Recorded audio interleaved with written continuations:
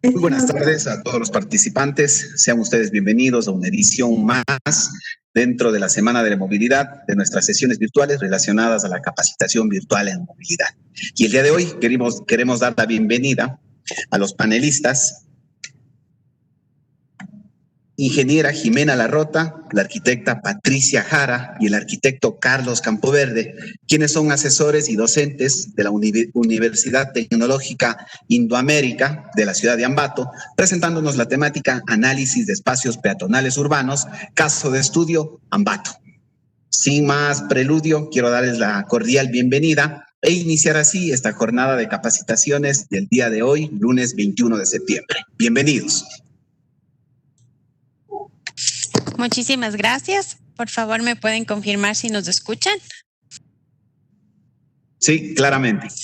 Perfecto. Entonces, muchísimas gracias por la invitación. Les saludo en nombre de nuestro equipo.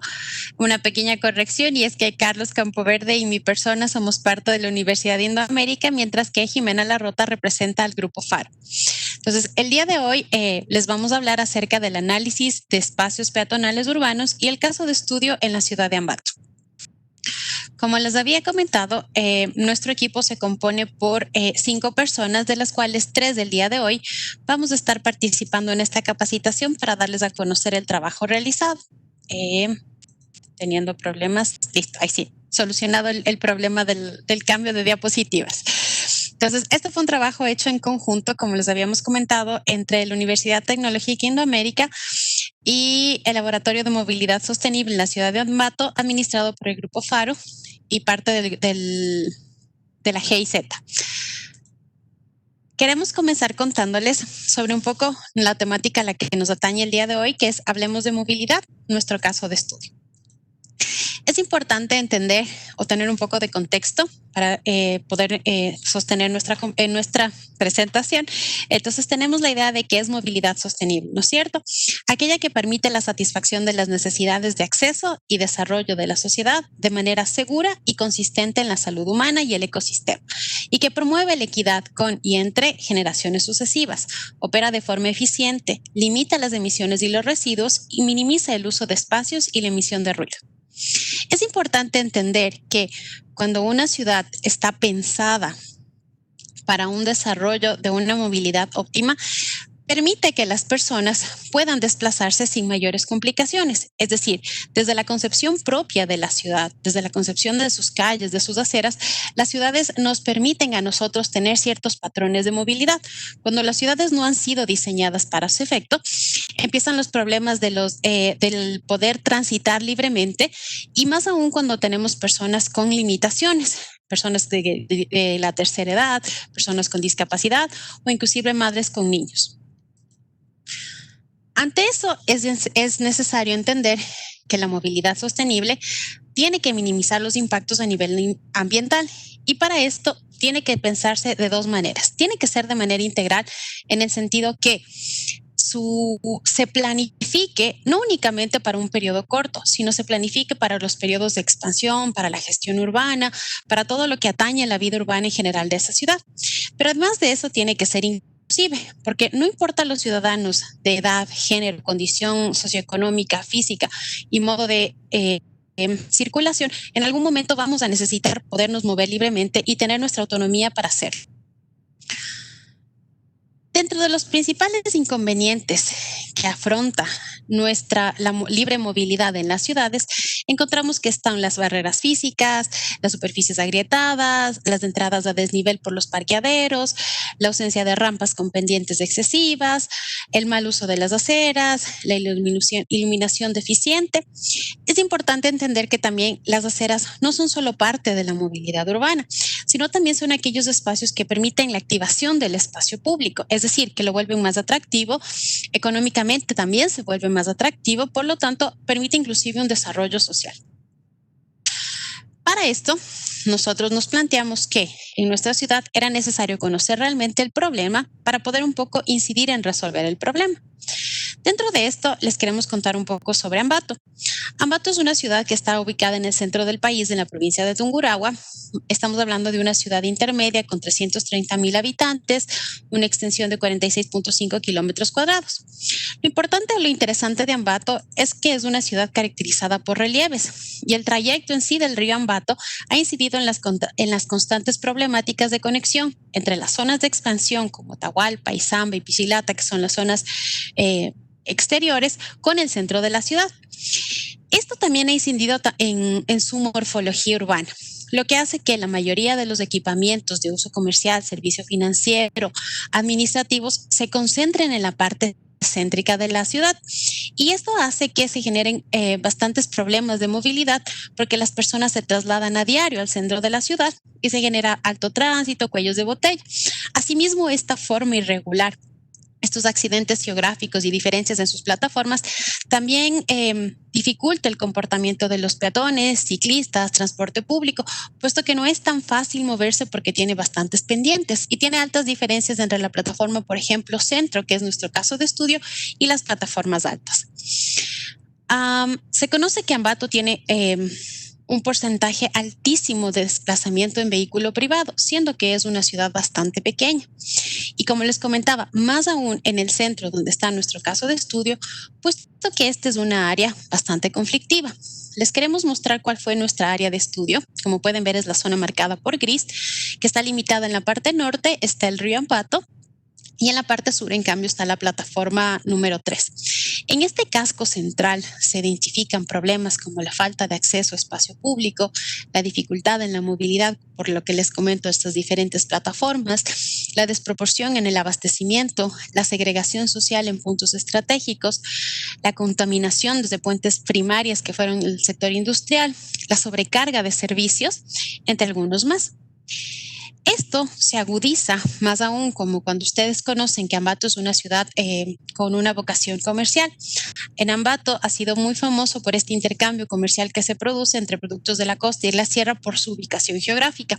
Pero además de eso, en la ciudad en sí se producen muchas ferias agrícolas de expendio de productos que empiezan a saturar los espacios. Ambato tiene un alto porcentaje de empleo no adecuado, lo que significa que la mayoría de gente emprende y se generan este tipo de ventas informales, lo cual por algunos instantes satura los espacios que están destinados para los peatones, complica la circulación vehicular, pero también es interesante un fenómeno que a la vez, por ejemplo, una persona con discapacidad es más accesible a estas ferias, puede acceder más fácilmente a estas ferias de exteriores, puesto que no tiene barreras, que cuando tiene que adquirir dentro de un mercado, por ejemplo, en donde no hay las rampas, no hay ascensores, no puede moverse libremente.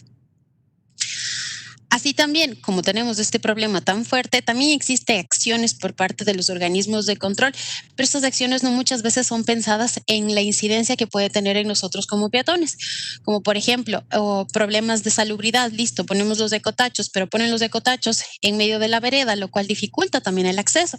O por ejemplo, en ocasiones pusieron estas vallas para evitar que se pongan los informales, pero no permite la libre movilidad de las personas e inclusive se han vuelto lugares hasta peligrosos por factores de robos, de asaltos. Es así también que la ciudad tampoco está muy pensada para las personas que tienen problemas de movilidad, como por ejemplo una persona con discapacidad. Como ustedes pueden ver en estas fotografías, una persona con débil visual, por ejemplo, no puede transitar libremente puesto que hay diferencias en las dimensiones de las aceras.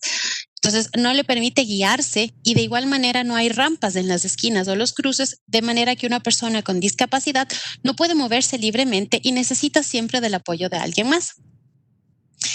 Ante estos problemas que son un poco patentes en nuestra ciudad, existió una sinergia entre instituciones y personas que nos permitió realizar este estudio.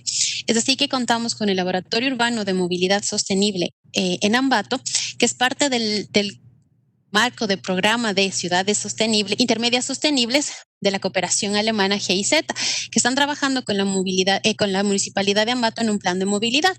Es así que ellos empiezan a trabajar en Ambato y nosotros como Universidad Tecnológica Indoamérica nos adherimos al trabajo de ellos por este interés particular de estudiar este problema. A la par empiezan a aparecer otros actores importantes como son María José Freire, quien es docente en la Universidad Central, que nos apoya con un proceso de una metodología de levantamiento de datos. aparece personeros del Consejo Cantonal para la Protección de Derechos de Ambato y aparece también funcionarios del GAT municipal. De manera que generamos esta sinergia de personas y de intereses para garantizar que este proyecto pueda salir adelante. Es así también que, como una parte importante del proceso, contemplamos la idea de los datos abiertos y datos ciudadanos, de manera que el producto que se genera de esta investigación, de este proceso, sea de fácil difusión y que la gente pueda entender qué estamos haciendo y que inclusive la información venga de ellos mismos y no solo de expertos. Esto implica un proceso también pensado no únicamente en levantar datos, entregar datos y se acabó, sino más bien pensarlo en un proceso mucho más a largo plazo, en el que generamos algunas actividades, inclusive con los estudiantes de la universidad, para levantar los datos, pero también para sensibilización, para que ellos vayan entendiendo. Entonces hubo concursos de fotografía, hubo juegos de cambios de roles, hubo recorridos con las personas que están directamente afectadas, por ejemplo, recorridos con personas no videntes, sillas de ruedas, pero la intención más grande es que sean datos reales, no sesgados por intereses particulares, sino que nazcan desde la propia ciudadanía, como les comentábamos antes, y que permitan una posterior exploración también de nuevas zonas con este nuevo conocimiento adquirido. A continuación, les vamos a hablar un poco sobre la metodología.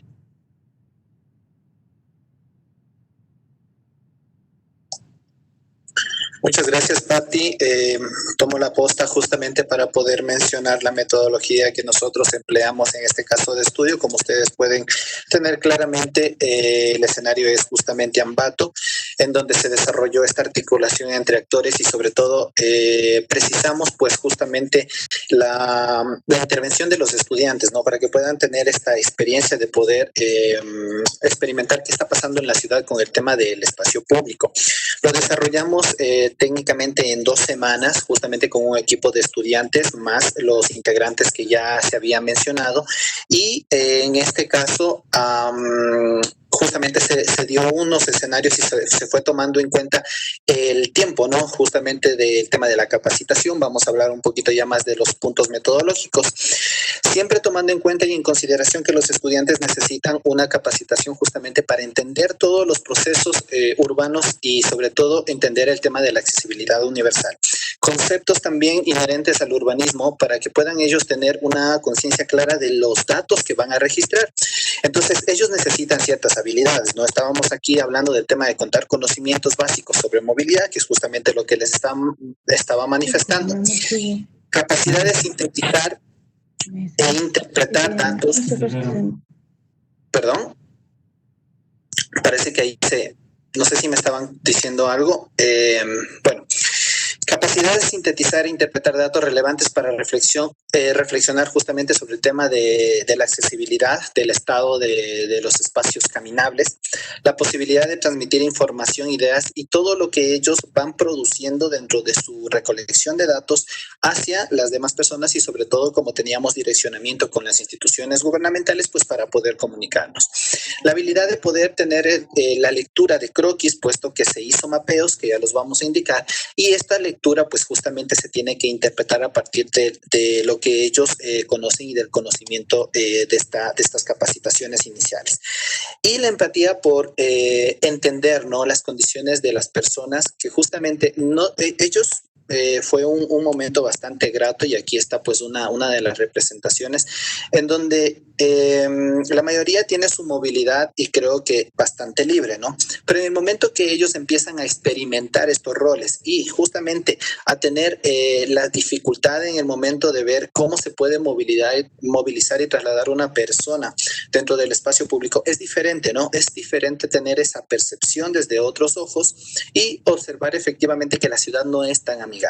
Tenemos claro, no estamos hablando de una ciudad pues imposibilitada, pero sí hay restricciones. Podemos observar aquí estos ecotachos de basura, pues justamente generan esa restricción para poder tener una continuidad en el caminar y también ciertos elementos o cabinas telefónicas, elementos que sobresalen de las viviendas. Tenemos también, como estamos hablando de un perímetro patrimonial, tenemos elementos que también sobresalen o tienen discontinuidad, ¿no? En el ámbito del desarrollo de la línea de fábrica y en el tema de la morfología urbana.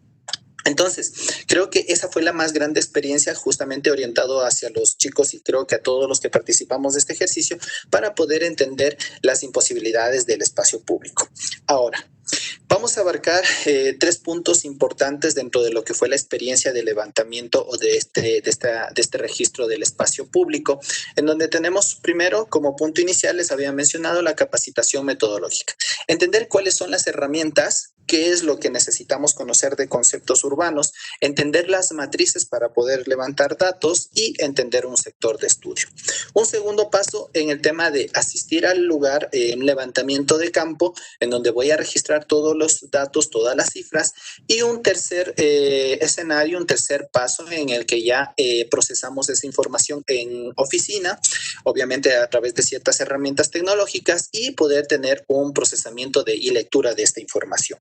Es así como estas herramientas, refiriéndome al primer paso, se identificó, ¿no?, ciertos conceptos, ciertos indicadores que se registraron en una matriz que fue impresa por los chicos y fue justamente orientada para poder levantar en campo, y también herramientas digitales que a partir de sus dispositivos móviles con 2 condicionantes, ¿no?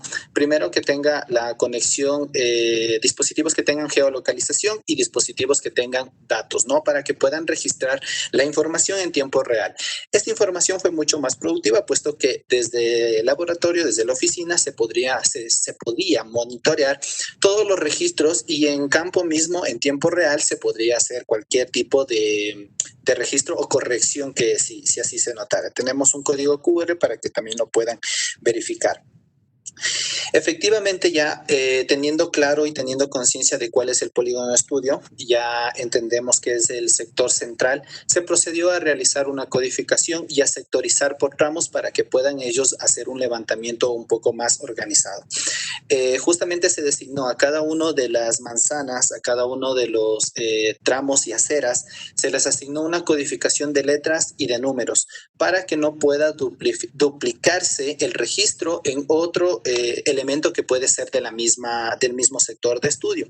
Y de tal manera de que si se quiere expandir el sector de estudio y si se quiere expandir el registro de la información, se puede seguir haciendo de manera multidireccional hacia los diferentes sectores de la ciudad y se puede seguir reproduciendo la codificación y no tiene ningún límite, ¿no?, pues en el tema del registro. Efectivamente, después de esta codificación, se procedió y, como les había mencionado, las matrices fueron entregadas a los jóvenes, a los estudiantes, para que puedan hacer el registro de campo. Y en este registro, pues se fueron a todos los sectores del centro de los polígonos que les correspondía, ¿no? Obviamente, como ellos tenían su codificación, los indicadores que tenían que levantar justamente están indicados en la parte inferior. Tenemos un ancho de la acera y aquí podemos observar, ¿no? Vamos a hacer justamente el registro, o vamos a tomar como referencia uno de los registros que está en la calle Sucre y La Lama, en el centro de Ambato, creo que muy identificado en el tema del Parque Ceballos, y muchas de las personas se pueden ubicar. Es muy reconocido de la ciudad. Y podemos observar que primero tenemos la clasificación o la lectura del tramo. Empieza desde que inicia la acera, ¿no? Mitad para un tramo para un sector y el otro para el otro sector. Y empezar a tener la lectura. Por ejemplo, el ancho de la acera. Y aquí diferenciar la franja de servicios de la franja de circulación, entendiendo que la franja de circulación tiene que estar libre de cualquier obstáculo. La de servicios puede contener todo lo que es mobiliario, semaforización, todas estas banquetas, tachos de basura, volardos, cualquier elemento urbano. Pero la franja de circulación debe estar libre de estos elementos. Entonces, si es que tenía esa capacidad de poder tener libertad en el tema de la circulación, pues tenía un puntaje positivo, o al menos la categoría de 1, que era el puntaje máximo que se podría entregar, el puntaje mínimo 0, ¿no? Entonces, estamos hablando básicamente de una codificación en binario.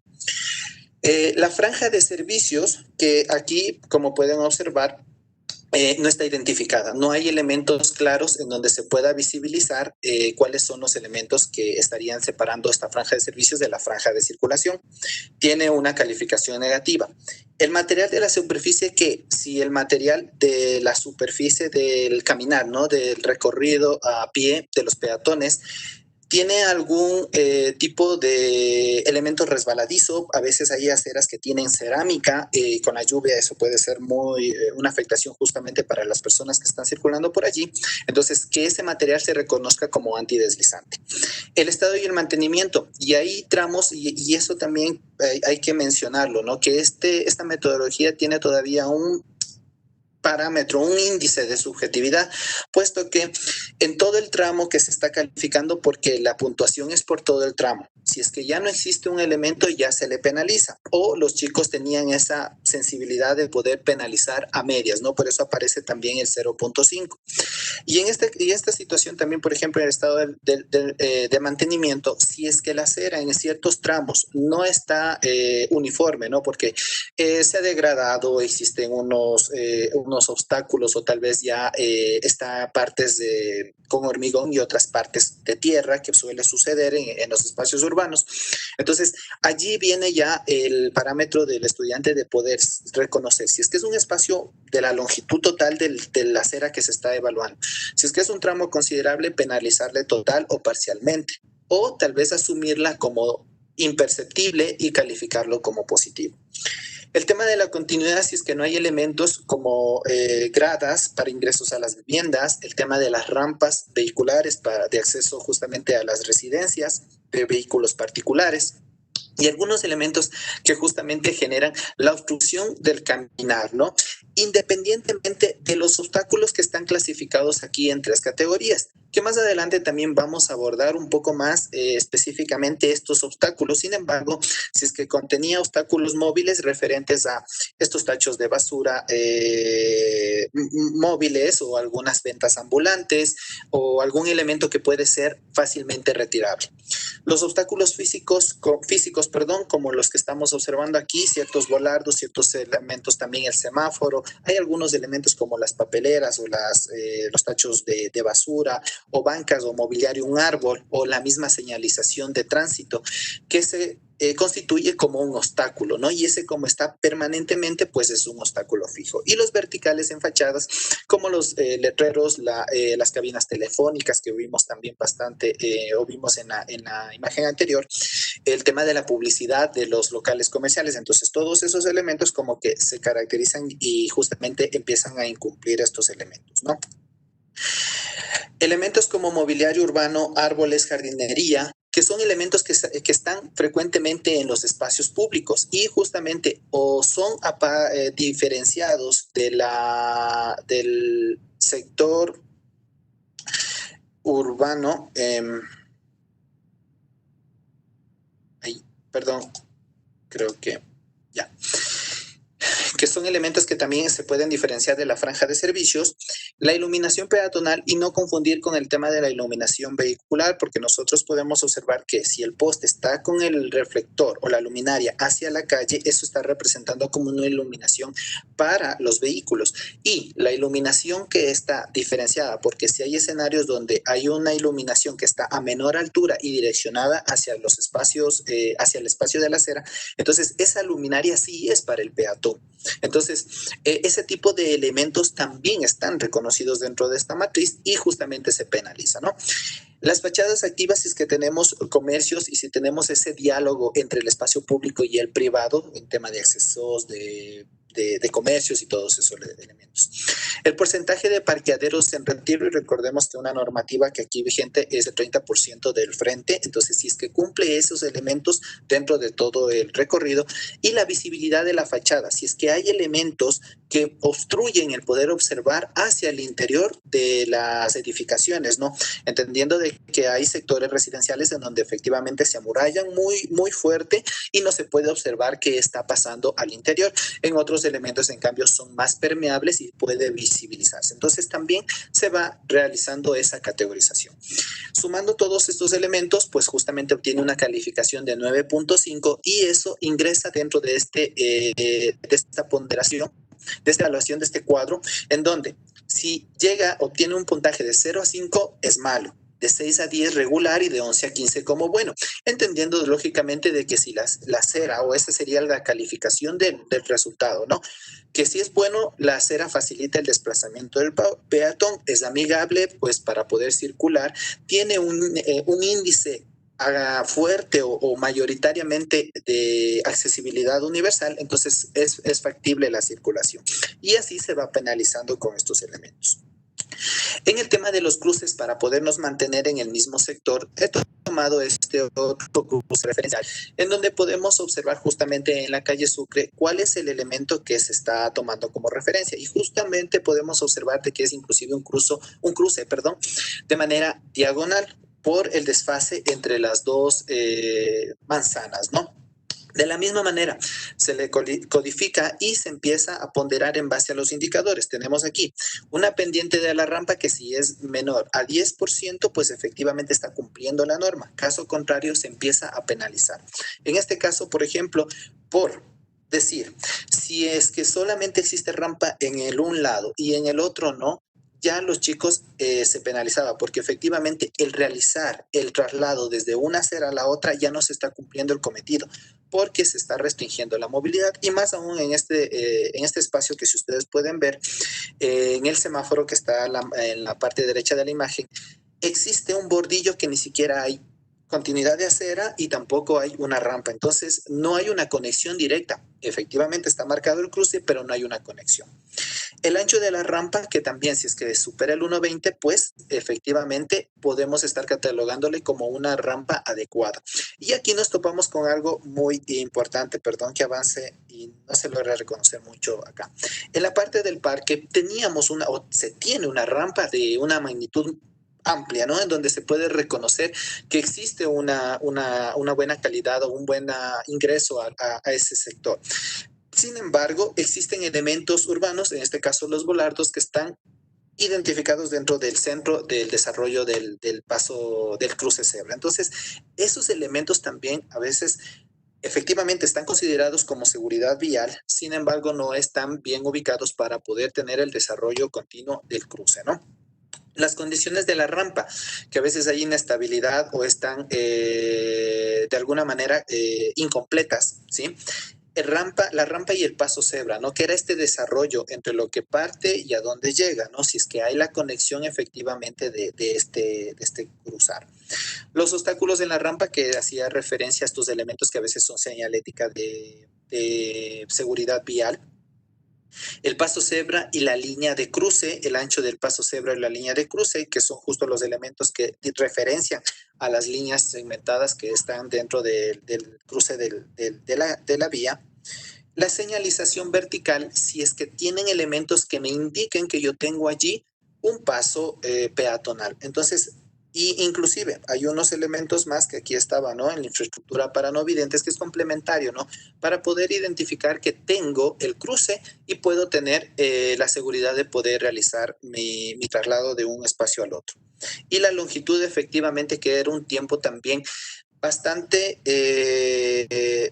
diferenciable en el tema de la edad, ¿no? Porque los chicos en el momento de realizar un cruce, ellos lo realizaban de alguna manera correcto, de una manera bastante ligero, se puede decir, justamente porque su edad se los permite. Pero les hacíamos referencia a que pasa si ellos, o más bien personas de la tercera edad, quieren realizar el mismo cruce.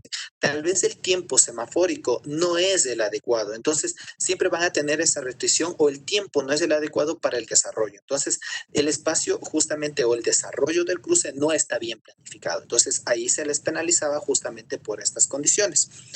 De la misma manera, existe una ponderación entre que se considera como malo de 0 a 4 y va subiendo la puntuación hasta bueno, ¿no? Entendiendo de que el cruce es seguro para el peatón, facilita su circulación y la visibilidad, y de esta manera, pues efectivamente, si es que va teniendo esas limitaciones, pues van sucediendo la penalización de los elementos. Estas dos categorías se las realizó de manera analógica, de manera manual, por así decirlo, con instrumentos como papel, lápiz, cámara fotográfica y la visita en sitio para ir registrando y valorando cada uno de los elementos. Los chicos ya tenían predefinido su codificación, entonces realizaban ese levantamiento. Posterior se estructuró una herramienta, justamente que aquí lo pueden encontrar en el link, aquí me parece que igual Jiménez lo va a abordar un poquito más, mi compañera a continuación, y efectivamente esta herramienta que nos permitía pues registrar los obstáculos que se encontraban en el levantamiento. Parto por esta imagen que podemos observar en la parte inferior, que es el mismo cruce, y cruce donde se puede diferenciar que hay una semirampa de direccionamiento hacia la calle Sucre y hacia la calle La Lama, pues efectivamente hay la irrupción. Como ustedes pueden ver, aquí está el bordillo, no existe una conexión, básicamente no está identificado ahí ni una rampa ni una continuidad a hacer absolutamente nada. Entonces es un caso extraño, único, y así, bueno, hay casos como los que están observando también en las imágenes, la continuidad de la acera se pierde, hay estos elementos semafóricos o elementos de seguridad vial e irrumpen justamente en la continuidad. Todos estos elementos se van registrando en esta aplicación a partir de que el principio fue claro. Primero registrar la fecha y la hora del registro. ¿Y por qué? Porque había estos elementos que son temporales, como decíamos, las ventanas que se pueden aperturar de una vivienda, un comercio informal o algunos elementos que son temporales. Entonces era importante o es importante también diferenciar que la persona que hizo el registro, a qué hora fue, para poder tener en cuenta de que ese evento tal vez está sucediendo solo en cierta temporalidad del día. Entonces no es en todo el registro del día. El nombre de la persona para poder identificar y hacer la verificación de los datos que se estaba registrando, la ubicación georreferenciada, el registro fotográfico del obstáculo, y así tenemos en toda la galería, en una representación web que ya vamos a observar, están toda la información de los obstáculos, categorizándolos como fijos, móviles y también en fachada. Y la categorización que justamente estos tres elementos diferenciaban y diferencian cada uno de los portales, ¿no? Eso con respecto a la información de la metodología. Le voy a dar el paso a mi compañera para que les pueda explicar la siguiente parte. Permíteme, Jiménez, te doy el control. Gracias, Carlos, por esa explicación tan completa. Me voy a enfocar en los resultados. Y ahora vamos a ver justo qué fue lo que encontramos en el centro de Ambato. Ya. Entonces, lo primero, para las personas que nos están escuchando, pueden entrar en este código QR para acceder a los datos. Como mencionaba Patricia, son datos que pueden acceder libremente todas las personas. Entonces, si quisieran ingresar en esta página web, lo pueden hacer mientras explicamos. Entonces, ahí vamos a encontrar todas las cosas que estamos explicando ahorita. Y ahí están los resultados. Sin más, voy a pasar al siguiente slide. Entonces, ¿qué encontramos? En términos de calidad de las aceras, un 72% de las aceras están en estado regular y solo el 10% de las aceras están en un estado bueno. Es decir, una persona, por ejemplo, en silla de ruedas puede pasar cómodamente por las aceras de Ambato. ¿Qué encontramos dentro de las aceras? El 79% de los tramos no cuenta con una franja de servicios, entonces realmente estamos viendo la movilidad aún como algo en donde las personas van de un punto A a un punto B y no le estamos dando mucha importancia al caminar, ¿no? O sea, que tengan sillas, a que puedan tener árboles, a que puedan tener comodidades mientras caminan. No hay suficientes jardineras ni árboles. Y esto es importante porque eso puede hacer que el centro de Ambato tenga baja permeabilidad y para el tema de cambio climático es muy importante que las ciudades comiencen a pensar en ser permeables. Tampoco en el 78% de los tramos no contamos con mobiliario urbano y en el 66% de los tramos no existen postes de luz que estén apuntando a los andenes. Entonces, de nuevo, veamos la importancia que le estamos dando a los autos versus a los peatones, ¿no? Si es que los postes de luz no apuntan hacia los peatones. En términos de zona de circulación, ay, no me aparece.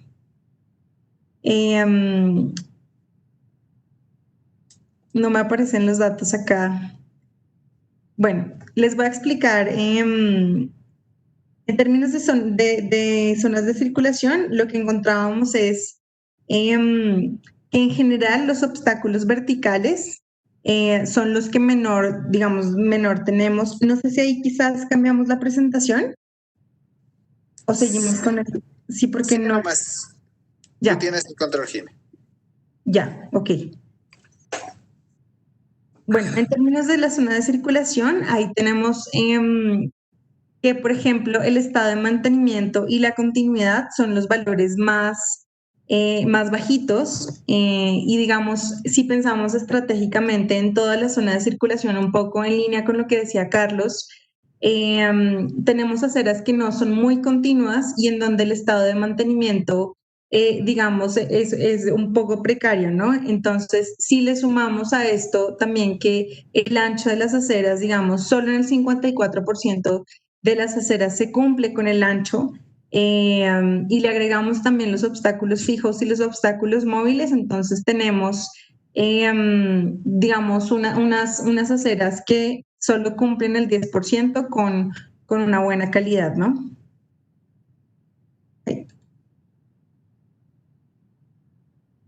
En términos de fachadas, tenemos que la visibilidad de las fachadas, digamos, es muy importante tener fachadas activas para generar seguridad en las zonas por donde caminamos, ¿no? Entonces, el 70% de las fachadas del centro de Ambato son activas y el 27%, digamos, están en estado malo. En términos de visibilidad de la fachada, tenemos el 47% que están digamos, en un buen estado y un 22% que no lo están. Entonces, digamos, no hay un problema en términos de fachadas que hagan, digamos, que las zonas por donde transitamos sean inseguras. En términos de calidad de los cruces, en cambio aquí sí tenemos, digamos, una mayor oportunidad que en las aceras. El 70% de los cruces tienen una mala calidad y solo el 9% tienen una buena calidad. Entonces, sí vemos cómo tenemos una diferencia entre la calidad de los cruces y la calidad de las aceras.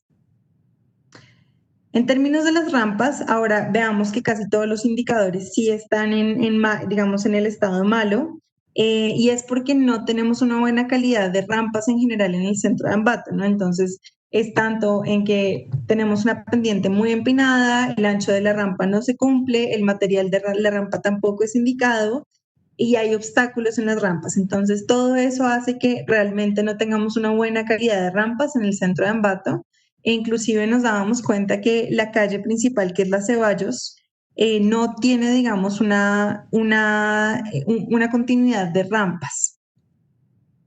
Y en términos del paso cebra y los cruces, veamos que la distancia de cruce en general no es el problema, ni el ancho del paso cebra, sino que tenemos un problema con la señalización vertical y, muy importante, en el 93% de los casos no tenemos infraestructura para no videntes. Entonces, el tema de generar una señalización podotáctil para que las personas no videntes se puedan guiar en las ciudades es muy importante y es de los indicadores que, digamos, más malos están en el centro de Ambato. Aquí teníamos un mapeo de obstáculos que lo pueden encontrar en la página web.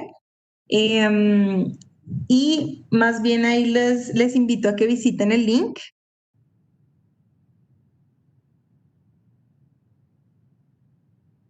Sí, si quieren, pueden cambiar la presentación, si se puede. Sí, permíteme, Jimé, justo en esa parte voy a estar. Ahorita lo hago.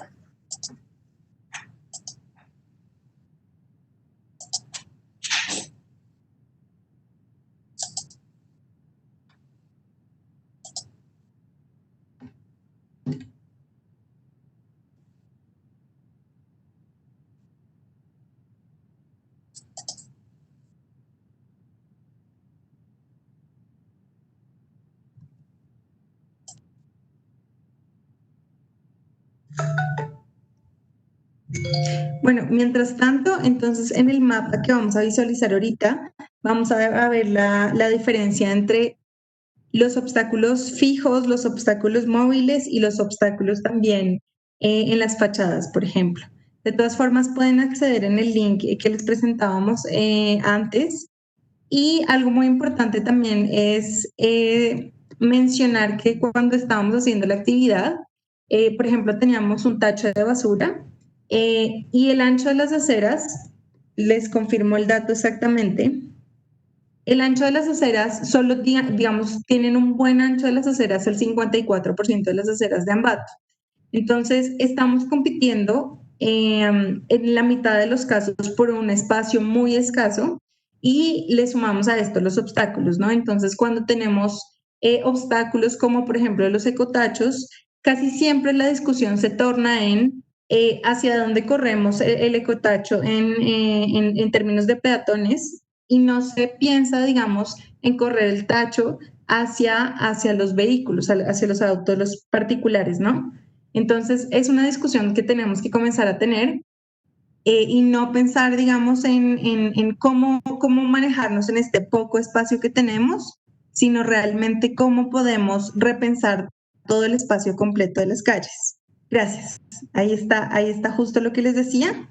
Si vemos en la zona de circulación, tenemos un tema con el 54% del ancho de las aceras, tiene digamos, un buen ancho, pero sumémosle los obstáculos fijos, los móviles, los verticales, eso hace que en general no tengamos, digamos, unas buenas zonas de circulación. Y aquí está el tema de las fachadas activas, lo cual no es un problema muy importante en el centro de Ambato, sin embargo, sí es un tema digamos, en otras zonas de Ambato y por eso es importante seguir haciendo estas mediciones en otras partes. Aquí lo que les mencionaba, el 70% de la calidad de los cruces es malo, y es en una forma general, ¿no? Y lo que ya mencioné de la infraestructura de no videntes, que es muy importante. Aquí, cuando puedan, por favor, ingresen a la página web que les dejamos para ver los obstáculos. Y aquí les queríamos presentar justamente unos ejemplos de obstáculos que obtuvimos, en donde, por ejemplo, tenemos motos en las aceras y esos obstáculos son móviles, pero, digamos, nos dificultan el paso, ¿no? Ahora, queríamos mostrarles los resultados en términos cualitativos, ¿no? Hicimos este concurso de vota por tu fotografía favorita y vemos, tuvimos 1.273 reacciones en 2 días y les vamos a mostrar qué fue lo que captaron los chicos, ¿no? Lo primero fue el tercer lugar, que es mira, recorre, siente, el espacio está ausente y veamos cómo una persona en silla de ruedas va por la mitad de la calle y ellos nos contaban que casi siempre cuando ellos van por la mitad de la calle les dicen, hey, súbete a la acera, pero no saben que no hay cómo subirse a la acera, no hay rampas que les permitan, digamos, hacer este movimiento, entonces vemos como una persona va por la mitad de la calle en silla de ruedas. El otro es movilidad solidaria en las urbes y esto tiene que ver con esta relación campo-ciudad que hay en Ambato y también cómo la movilidad de las mujeres en zonas rurales también es un poco compleja, ¿no? Y el primer lugar se lo ganó este que se llama Por una cultura solidaria y de respeto hacia los adultos mayores. Y la chica que tomó esta fotografía decía que esta abuelita estaba esperando que alguien le ayudara a poder abordar el bus, ¿no? Ahora sí le doy paso a Patricia para que haga las reflexiones finales. Sí, bueno, dentro de nuestras reflexiones finales de este estudio, tenemos, ¿me puedes dar acceso a modificar la diapositiva, Carlos? Va a ir avanzando. Ya, pero para no comernos más tiempo. Un poco dentro de las 3 áreas más importantes que tuvimos de la incidencia de este estudio es que primero se generó una publicación. Esta publicación está en formato digital, describe toda la metodología y el proceso realizado y también los resultados obtenidos, con la intención de que sea de una masificación que permita que toda la ciudadanía entienda qué es lo que está pasando y que de esa manera también se exijan los cambios. Asimismo, esta publicación está con una licencia Creative Commons, es decir, son datos abiertos que pueden permitir que una persona que necesite hacer un estudio similar los tome de base, pero asimismo reproduzca esa información y permita que esto sea una cadena de datos para toda la ciudadanía y para los investigadores también. Asimismo, a través de esta publicación logramos articular 5 autores y 3 instituciones. Creo que la parte más importante es la aplicación o el uso mismo del estudio. Este se fue entregado a la alcaldía de la ciudad de Ambato y se está utilizando para los Zoom. Y además de esto hemos logrado un impacto un poco indirecto en toda la gente o los técnicos de los GAT que participaron en el proceso. Muchos de esos participaron en el proceso de sensibilización, por tanto entendieron qué es lo que estaba pasando, y hubo otras personas que en cambio participaron en los procesos ya de reflexión y de resultados también. Por tanto, inclusive hemos llegado a detectar que, por ejemplo, hay esta incongruencia en los manuales nacionales y locales sobre las medidas para los manuales de diseño urbano. Y parte de estos técnicos que participaron en el proceso de sensibilización, pues fueron quienes también llamaron a la alerta de que esto estaba pasando gracias al estudio que se realizó. Por tanto, no son solo los datos lo que conseguimos, sino también logramos un impacto porque la gente fue entendiendo qué es lo que pasaba. Asimismo, hacia dónde estamos apuntando, en cambio, es un proceso de dignificación y autonomía en las ciudades. La gente, debemos dejar de pensar que las ciudades deben pensarse únicamente para las personas con discapacidad, sino a la final para todos, porque la accesibilidad universal implica a todos. En algún momento vamos a ser personas de la tercera edad, en algún momento no estamos exentos a que nos pase un accidente. Por tanto, las ciudades deben permitirnos esa autonomía, deben permitirnos sentirnos libres de nuestra propia ciudad. Asimismo, estos juegos de cambio de perspectiva, de cambio de roles, permiten a la gente entender qué es lo que está pasando. Mientras yo no tengo ese problema, yo no vivo, yo no lo siento, yo no lo veo. Pero cuando yo me pongo en los zapatos de alguien que tiene que cruzar una calle con un problema, que usa una silla de ruedas, una persona no vidente, yo empiezo a entender el problema. Y más aún cuando les doy datos para evaluar el problema. Esto nos pasó con muchísimos de nuestros alumnos, por ejemplo, que no sabían cuánto era el ancho ideal para una acera, pero después de haber estado ahí, después de haber medido, después de haber visto el impacto, ahora son mucho más conscientes y llevan esa información más allá de los proyectos únicamente que lo realizan. Y asimismo, la cuestión de que mientras más gente sepa de estos datos, mientras más gente entienda lo que estamos haciendo, el problema que está viendo, más gente puede exigir cambios. Entonces ahí construimos una ciudad no únicamente desde las autoridades, sino desde la ciudadanía. Y por último, hacia dónde esperamos llegar con este estudio también es en la incidencia de la política pública. Todos estos temas de accesibilidad universal estamos logrando posicionar en el colectivo de las autoridades, ¿no es cierto? Cerrar la brecha también está esta cuestión de voluntad y la ejecución, unificar conceptos y generar herramientas de participación ciudadana. En la cuestión de potenciar la articulación interinstitucional, como ustedes ven, aquí fuimos 3 instituciones quienes nos unimos y logramos resultados. Y muchas veces esperamos que vengan solo desde los organismos de control, o esperamos que vengan solo desde la ciudadanía o solo desde la academia. Cuando al final, cuando logramos articular esas personas, logramos visiones mucho más completas del problema y esos datos se pueden difundir de mejor manera. Y asimismo, activar nuestras redes de datos abiertos con la intención de que todo lo que hagamos se conozca, se haga, se difunda. Por último, les queremos compartir los resultados propios de esta investigación, que como en algún momento les compartimos en el chat, está la información sobre el código QR para que ustedes vean el mapa interactivo y está la publicación como tal disponible en unos pocos días en este enlace del Grupo FAR. Muchísimas gracias por su atención y cualquier duda estamos prestos a ayudarles. Muchísimas gracias a ustedes, estimada Jimena, estimada Patricia y estimado Carlos. Cualquier inquietud que tengan los presentes pueden realizarla en el chat, la misma será respondida oportunamente o en su defecto están los contactos allí o se dispone de los correos para enviarles también las presentaciones. Muchísimas gracias por su espacio. En este momento igual les invitamos a que sean parte de la intervención que viene de forma inmediata y que trataremos la temática herramientas de co-creación para ciudades inclusivas, que está a cargo de la arquitecta Victoria Chávez y la doctora Viviana Cordero, consultoras en el desarrollo de proyectos urbanos y miembros del colectivo Huasi Pichanga. Vamos en este momento a colocar como presentadora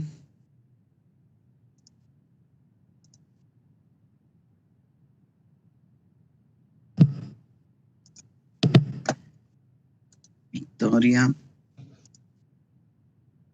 Ahí está.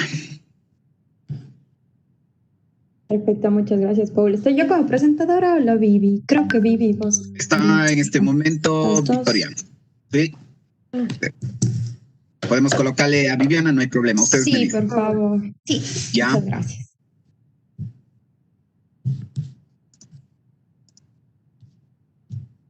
Ahí está.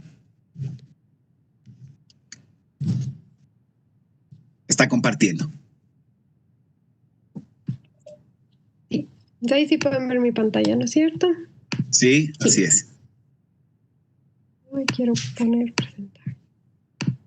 Ya. Perfecto. Bueno, ¿iniciamos directamente? Así es, el espacio es suyo. Bienvenidas. Muchas gracias. Gracias, Paul. Gracias a quienes presentaron antes también. Es súper chévere ver los distintos proyectos que se están llevando a cabo en las distintas ciudades y ver que más o menos vamos avanzando en los mismos principios, ¿no? Entonces también, bueno, es emocionante participar de este tipo de iniciativas hoy les queremos presentar un poco el trabajo que hemos venido haciendo desde Huasipichanga. Huasipichanga es una consultora de planificación urbana que busca transformar el espacio público, transformar las ciudades de una manera inclusiva y sobre todo de una manera participativa y de co-creación. Ese es nuestro enfoque en cada proyecto. Entonces, el día de hoy queremos presentarles justamente... ay, perdón. No sé cómo ven mi pantalla, si solo ven la presentación o si ven algo más. Está la presentación. Está la Herramientas de presentación. Ah, ya, perfecto.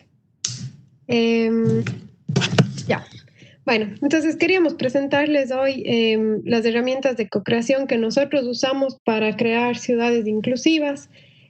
Para nosotros es súper importante saber siempre que existe un proceso, ¿no?, de planificación, sí, pero también un proceso de gobernanza que existe detrás de la búsqueda de ciudades inclusivas.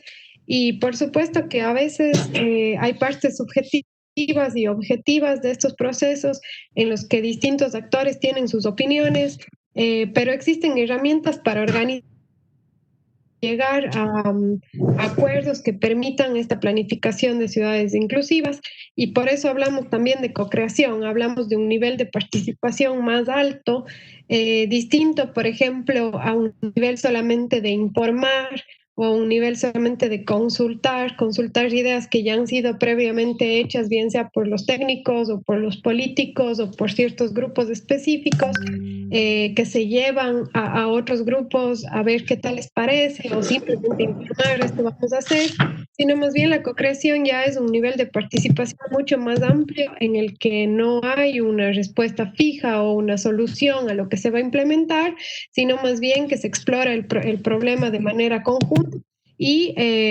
se llevan a cabo distintas formas en las que se puede diseñar una estrategia conjunta, una acción conjunta que permite el empoderamiento de los distintos actores y que lleguemos a una solución.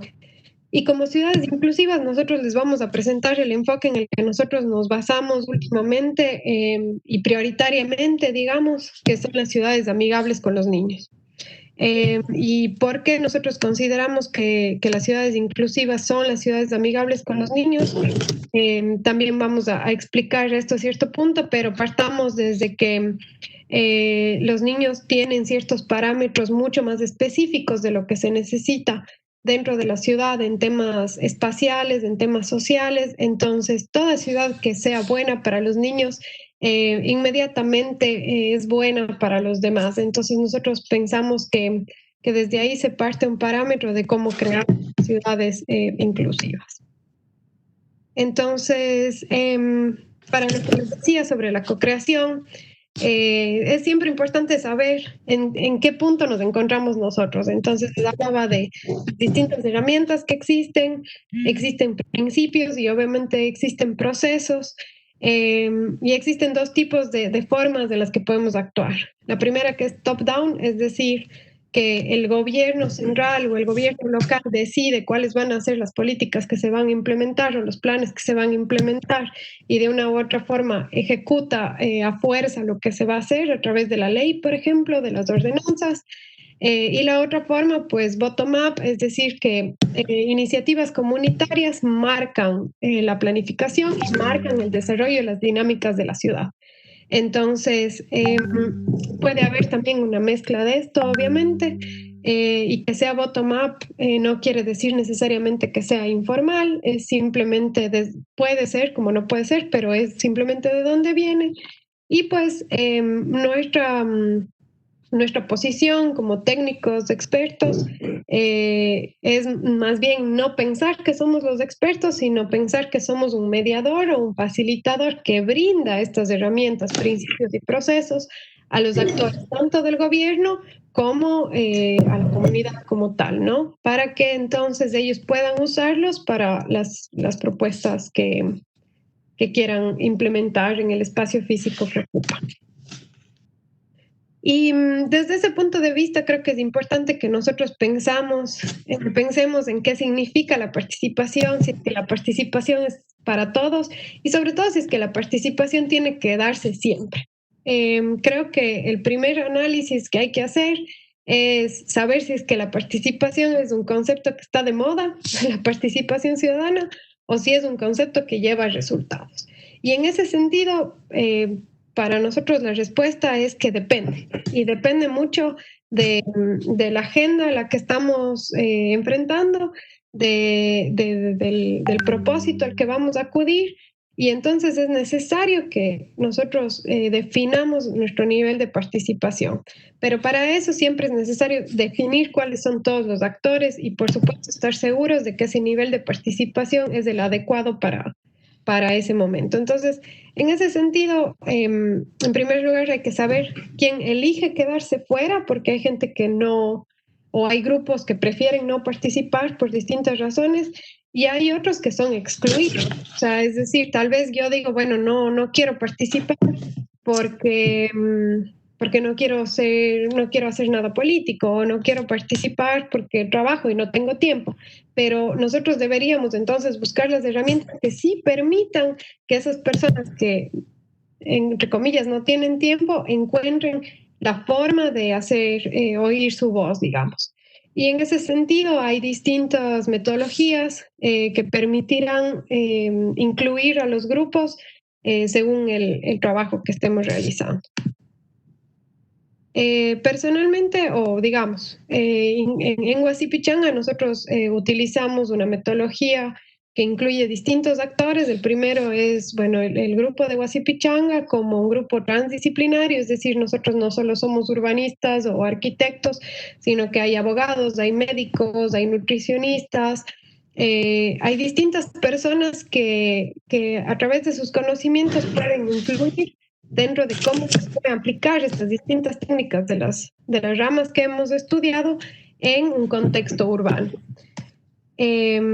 Y nosotros entonces nos unimos generalmente con socios estratégicos, que pueden ser, por ejemplo, los gobiernos locales, pueden ser las universidades, puede ser un gobierno nacional, puede ser una ONG, para definir dónde vamos a crear algún tipo de proyecto en el cual obviamente la comunidad que nos está va a ser experta necesariamente, y podemos también tener voluntarios dentro del proceso. Como les decía, es súper importante también planificar qué tipo de colaboración se necesita. Entonces, la primera herramienta que les podemos mostrar es esta de aquí, en la que se genera, ¿no es cierto?, un proceso en el cual nosotros definimos si es que, respondiendo a varias preguntas, y les voy a dejar en el link, en el chat, el link a esta herramienta de aquí, para el que respondiendo a varias preguntas de cómo nosotros creemos que es la comunidad y el espacio en el que vamos a trabajar, podemos definir qué tipo de colaboración necesitamos. Entonces, puede ser que necesitamos una colaboración súper abierta o una más cerrada y direccionada que nos diga hacia dónde vamos a ir y que más bien vaya validando cosas, o que sea muy abierta y que sea una lluvia de ideas de lo que puede pasar. Y además puede ser que necesitamos algo muy horizontal en el que todos tenemos el mismo nivel de participación, o que necesitamos algo más jerárquico en el que alguien lidera esa participación. Y eso además, este tipo de colaboración puede ir cambiando a través del tiempo en el proyecto. Entonces eso, ¿no? Es importante que definamos qué tipo de colaboración queremos, y y que podamos entonces definir cuál va a ser la posición de los actores. Y como les decía, entonces es importante que definamos para nosotros qué tipo de actores tienen que estar en el proyecto. Bueno, no solo para nosotros, ¿no? Sino en las ciudades, qué tipo de actores tienen que estar en los proyectos y qué significa una ciudad inclusiva. Entonces, quería invitarles a que ingresen a este poll para que todos podamos opinar qué es una ciudad inclusiva. Entonces, no sé si es que sí pueden ver mi pantalla ahora. Sí, dice que todavía no hay respuestas aún. Ya, pueden entrar a este link de aquí que dice polleb.com.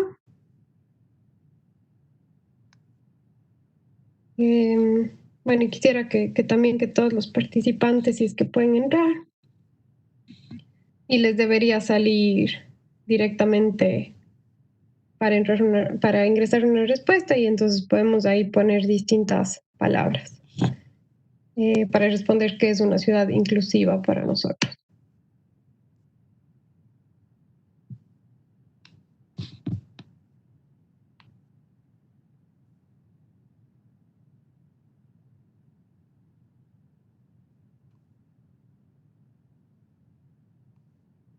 No sé si es que está funcionando.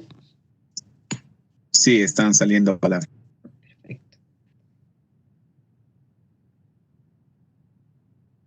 Bueno, entonces es una ciudad justa, diversa,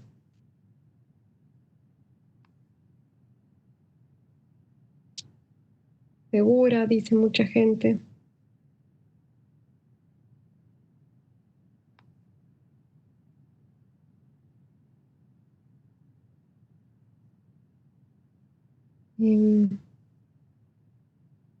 Equitativa, creativa. Perfecto. A ver, un ratito más.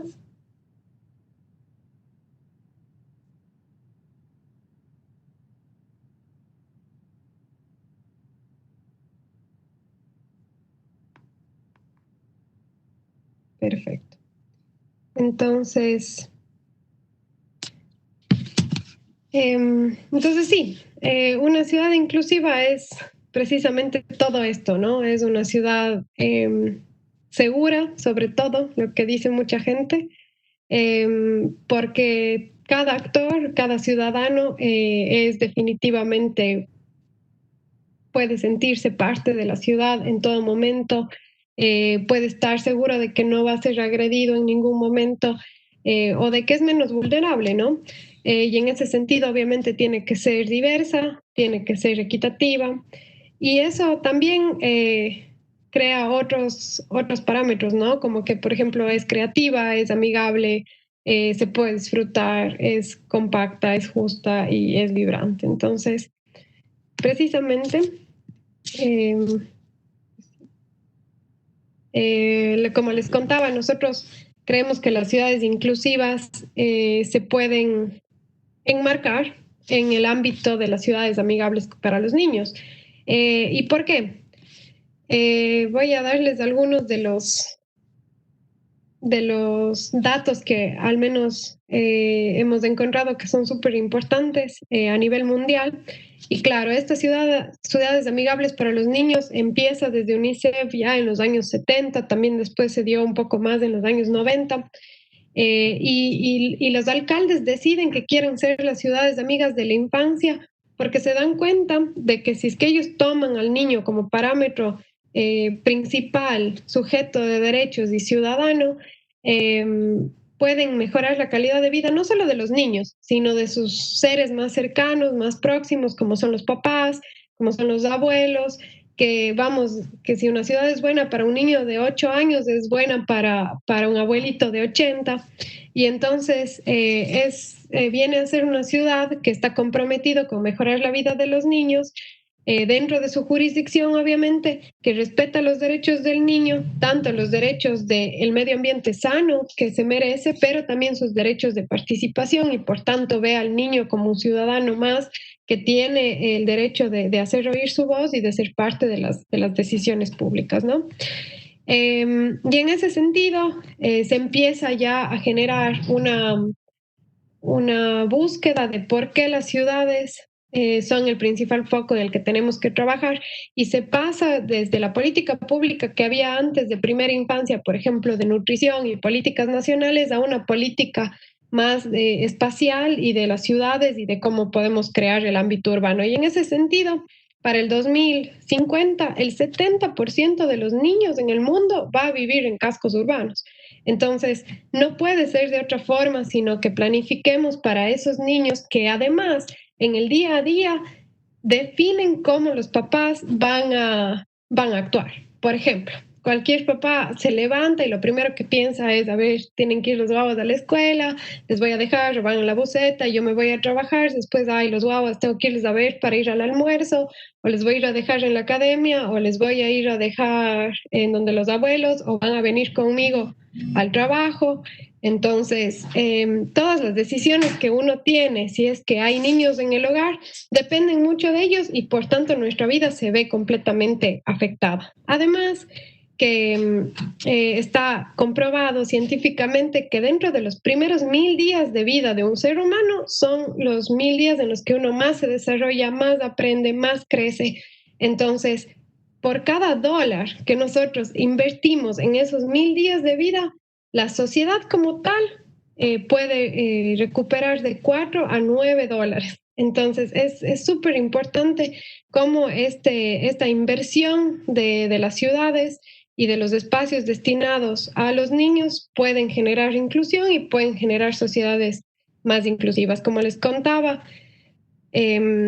como les daba el ejemplo, ¿no? De que este es una cadena de movilidad de alguien normal que va al trabajo, se va de compras, regresa a la casa, pero con un niño ya tiene que pensar mucho más, ¿no? Trabajo, escuela, guardería, casa, visita a los familiares, se vuelve mucho más complejo, mucho más si es que hubieran más niños, ¿no? Entonces, cuando nosotros planificamos la movilidad, no podemos planificar desde este enfoque, sino más bien desde este enfoque de complejidad que ya deviene de muchos más actores. Y en ese sentido también, bueno, pues existen ya parámetros en el que definen cómo la independencia de la movilidad de los niños, dependiendo de su edad, van a también impactar en su desarrollo físico y en su salud en el futuro. Y por tanto, aquellas ciudades que permiten esta independencia de la movilidad, entonces van a permitir adultos más saludables también en el futuro. Y bueno, y le voy a dar la palabra a Victoria para que ella también nos cuente un poco más sobre cuáles son las herramientas que entonces nosotros utilizamos para co-crear estas ciudades más inclusivas.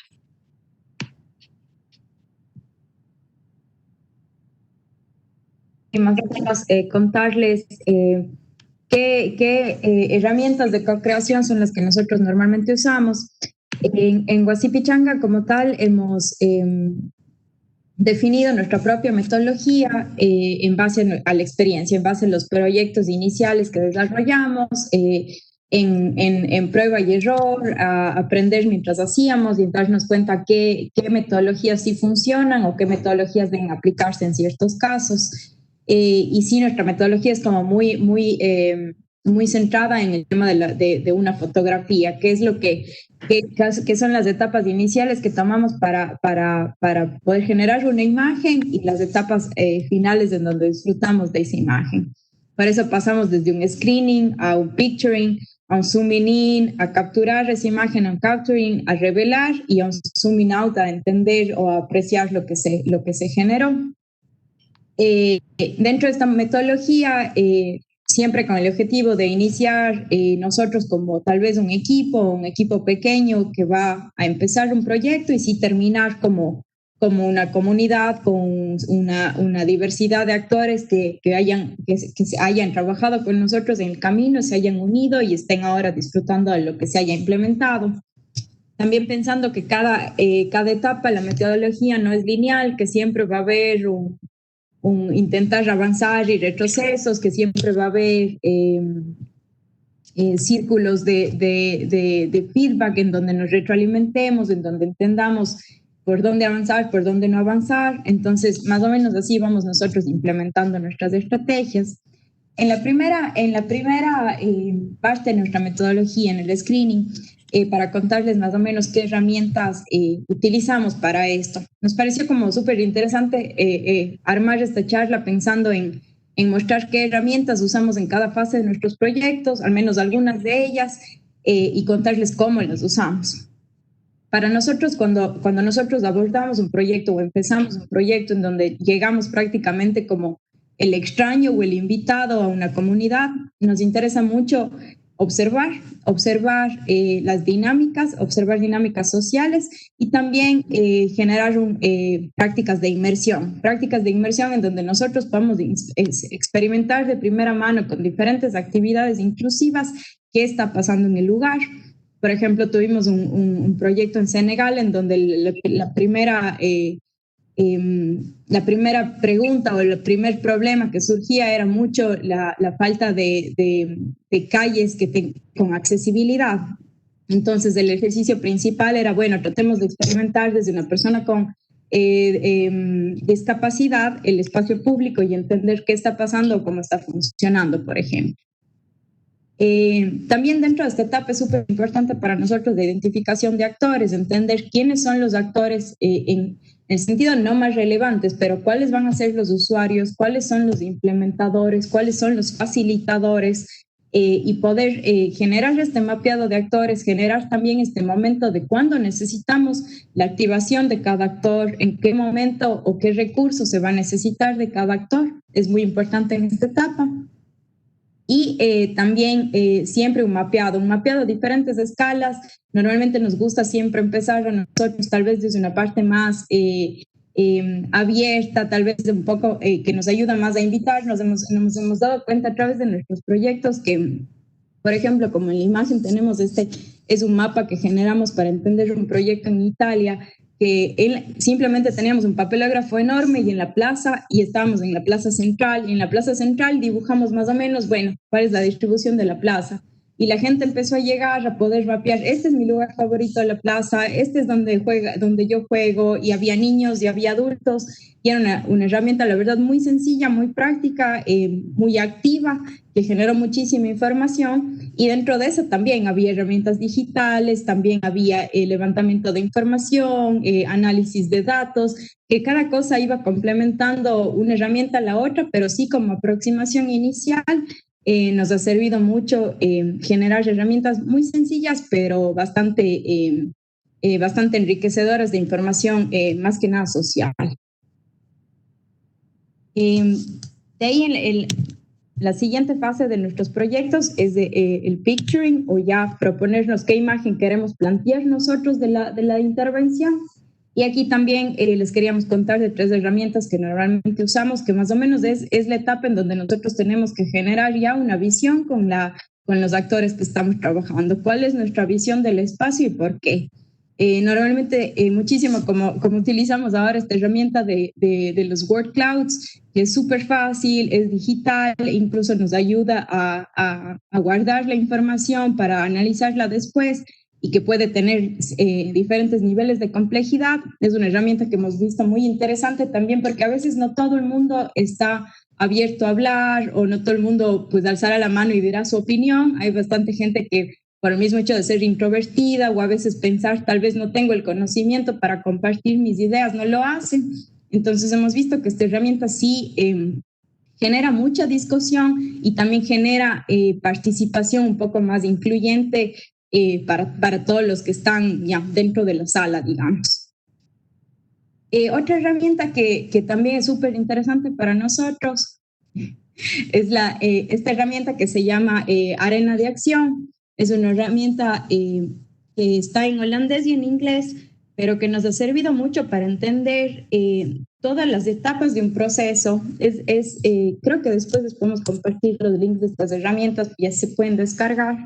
Los procesos desde el inicio de quiénes son los actores, y esta herramienta nos ayuda a mapear específicamente cuál es el actor, cuál es su rol, su papel dentro en este momento, en este espacio, cuál es el problema que existe en este espacio y cuál está llamado a solucionar ese problema. Esto nos ayuda realmente a mapear, una serie ya de actividades que son las que después vamos a poder definir como qué vamos a construir con esas actividades. Es la verdad una herramienta muy explícita para trabajar cuando estamos tratando de abordar la visión. Y una tercera herramienta que queríamos compartir, que es de un proyecto que hicimos ya hace muchos años en Cuenca, en conjunto de varias instituciones, que es más o menos un criterio de backwards planning, que prácticamente se asemeja a nosotros visualizar qué queremos de un espacio, entender, bueno, en este proyecto específicamente es este parqueadero que está atrás de la catedral, y la idea era, bueno, ver este parqueadero, un espacio tan grande, tan central de la ciudad, que no estaba siendo usado y que no necesariamente debería estar así botado. Y al caminar y al darnos cuenta, bueno, en Cuenca no tenemos muchos espacios verdes en el centro histórico, ¿qué quisiéramos que esto sea? Y a la final, sí, desde una visión final de qué debería ser ya el proyecto, es planear de, bueno, si al final queremos que resulte en eso, desde dónde deberíamos empezar o cuáles son las piezas que tenemos que empezar a mover para poder alcanzar esa visión. Creo que la tercera etapa de nuestra metodología, en cambio, ya es un poco más concreta, ya es el zooming in, donde hay que definir el proyecto, donde decimos, bueno, ahora, ¿qué hacemos? Ya hemos estudiado qué pasa, hemos diagnosticado los problemas, hemos propuesto posibles soluciones o visiones de qué queremos hacer, ahora tenemos que definir. Y esa es nuestra primera herramienta, como ya llegar a una etapa final en donde se pueda definir exactamente qué se va a hacer, en donde se tenga un plan de acción muy claro, porque sí, el tema de usar la participación de una forma tan abierta también genera que la transparencia es uno de los ingredientes más importantes. Entonces, sí, el plan de acción de qué se va a hacer, quién lo va a hacer, los roles y responsabilidades es muy, muy importante en la etapa de nuestros proyectos.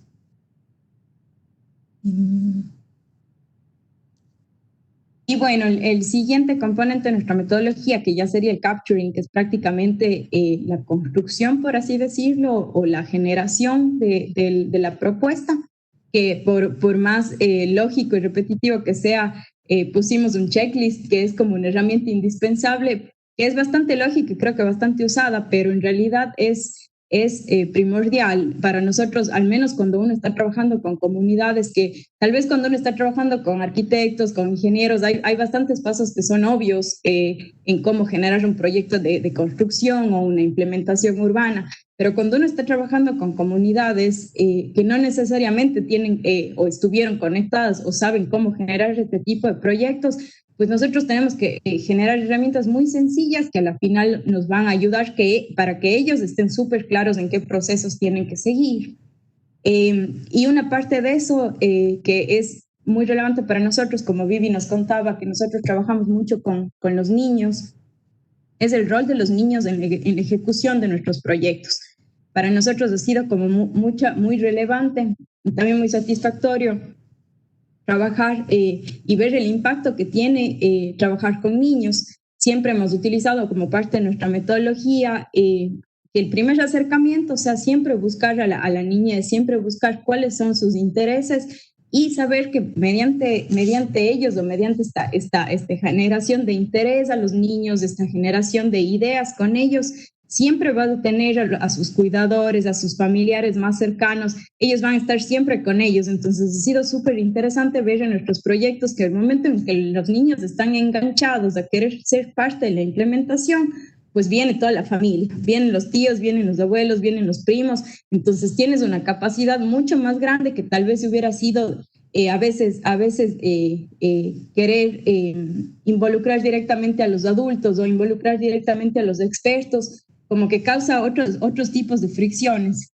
En cambio, trabajar con los niños, o al menos que sea nuestro actor de aproximación hacia los adultos, nos ha dado muy buenos resultados porque sí cierra estas brechas y sí genera un poco más de empatía y un poco más de lazos comunitarios con el resto de la familia.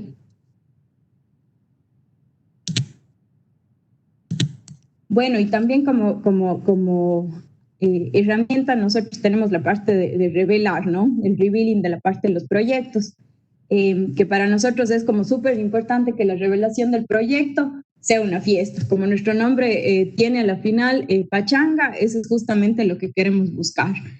Buscar generar una celebración, mostrarles que es una fiesta, lo que ellos crearon. Guasipichanga a la final es esta celebración de un proyecto comunitario compartido, que siempre eso se conmemore a la finalización de los proyectos, al entregarle a la comunidad una evidencia de lo que ellos crearon, y también siempre generar como esta herramienta que intentamos usar siempre de pertenencia.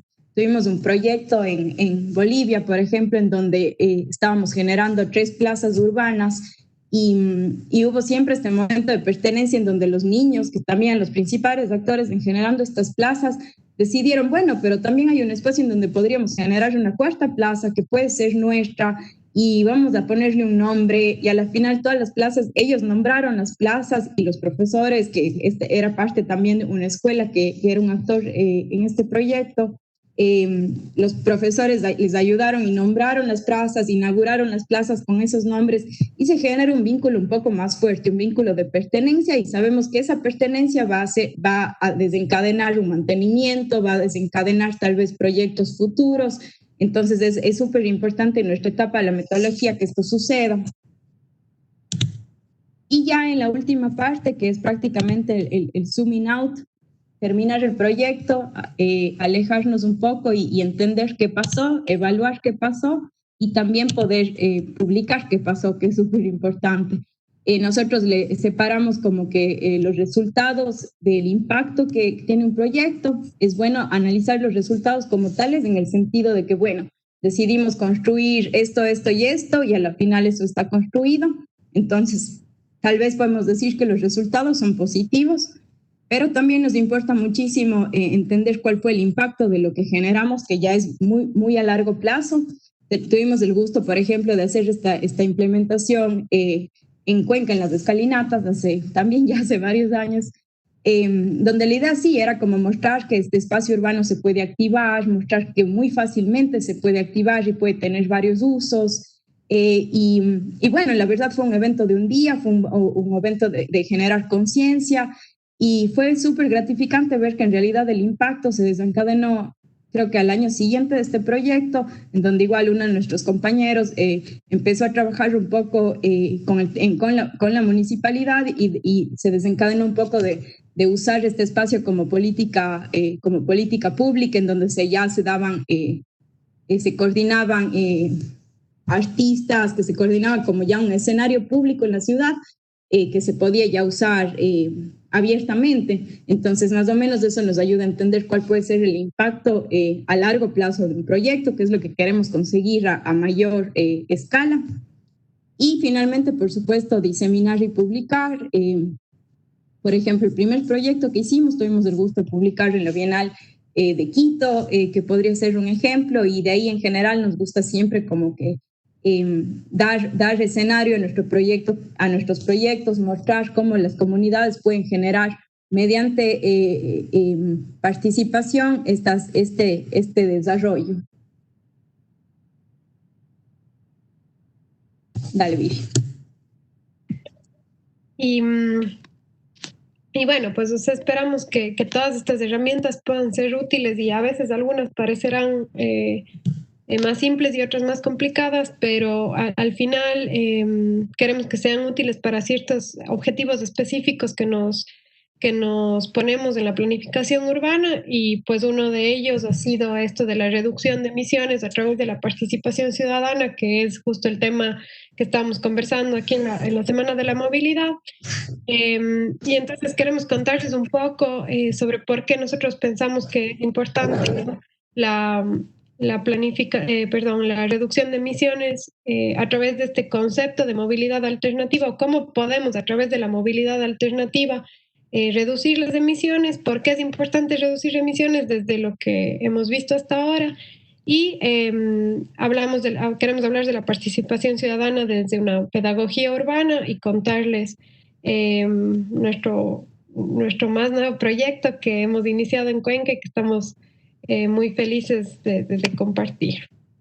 Entonces, bueno, en principio la movilidad alternativa creo que no es para ninguno de los presentes tal vez un concepto nuevo.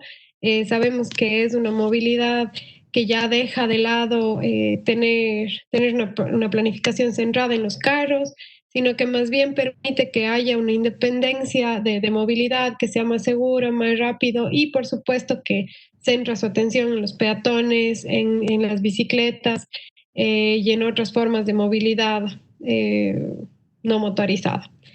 Pero creo que lo más importante que nosotros queremos recalcar, y a través de lo que hemos venido hablando de las ciudades inclusivas, de las ciudades amigables con los niños, son estos datos que están aquí. Los niños, por ejemplo, están 37% más expuestos a la contaminación del aire que los adultos, por dos razones. Uno es por la altura en la que están y dos es porque mientras los adultos respiramos 20 veces por minuto, los niños respiran 60 veces por minuto. Es decir, que la calidad del aire obviamente les va a afectar muchísimo más, y si es que nosotros queremos buscar formas en las que queremos que nuestros niños crezcan de manera saludable, una de las razones más fundamentales es trabajar para la reducción de emisiones. Dentro de las 5 principales causas de muerte en los niños menores de 5 años, están todas las relacionadas con el medio ambiente, es decir, la calidad del aire, la calidad del agua y la contaminación del aire, pero también la contaminación auditiva y todo lo que deviene de cómo planificamos el medio ambiente. Entonces, eso es súper importante porque yo creo que nadie puede decir que no es importante, ¿no? Que queramos evitar cualquier causa de muerte en los niños, y sabiendo que las 5 principales causas de muerte guardan relación con el medio ambiente y que la tercera causa de muerte en Ecuador y la primera mundial es que los niños mueren en accidentes de tránsito, es algo que podemos evitar. Es decir, nosotros podemos planificar para que haya menos accidentes y podemos planificar para reducir las emisiones y mejorar el aire y así mejorar la calidad de vida de los niños. Entonces, este 93% de estos accidentes pasan en países de ingresos medianos y bajos. Sin embargo, con políticas como, por ejemplo, las zonas 30, que es decir, 30 kilómetros por hora en ciertas calles, poner más chapas a costados o poner políticas públicas en las que sea necesario el uso del casco, por ejemplo, en la bicicleta y en la moto, y en las que sea necesario el uso de las sillas de bebés en los carros, podemos evitar el 70% de las muertes y accidentes con los niños. Además, este otro dato, por ejemplo, es muy importante, que los vehículos que están prendidos pero no están en movimiento contaminan el doble que los vehículos en movimiento. ¿Y dónde normalmente encontramos más de estos vehículos? Alrededor de las escuelas, ¿no? Las busetas que están esperando ahí que salgan los niños. Entonces, no puede ser que si los niños están 37% más expuestos, nosotros pongamos artefactos que causan el doble de la contaminación en los centros donde se encuentran los niños. Entonces, todo este tipo de cosas nosotros debemos cambiar y planificar para una mejor movilidad alternativa. ¿Y por qué hablamos de la pedagogía urbana? Simplemente porque es necesaria una descentralización del conocimiento y hay que reconocer que los niños también son ciudadanos con un rol activo. Hablábamos antes de los niveles de participación, pues los niños también tienen ciertos niveles de participación, y aunque tal vez ellos al día de hoy no tienen los mismos derechos políticos que tenemos los adultos, por ejemplo, el de votar, sí tienen los mismos derechos humanos y los mismos derechos civiles que les permite definir y expresarse sobre aquellas cosas que afectan su vida, ¿no? Entonces es importante que les demos también cierta participación y que abramos espacios para la participación en la política pública. Y también porque ellos pues son los expertos de lo que pasa en su día a día. Les quiero invitar también para que pues, nos den su opinión sobre qué piensan ustedes de la participación de los niños, niñas y jóvenes dentro de la política pública y pues de la planificación urbana. Entonces, si es que entran al mismo link de antes, simplemente pues a ver si es que ustedes creen que están de acuerdo o no con este argumento, ¿no? Que los jóvenes no deben participar porque no tienen formación técnica, que es uno de los mayores argumentos que se dan dentro de estas discusiones. Si algunos ya pudieron votar. Perfecto, que todos crean que es falso.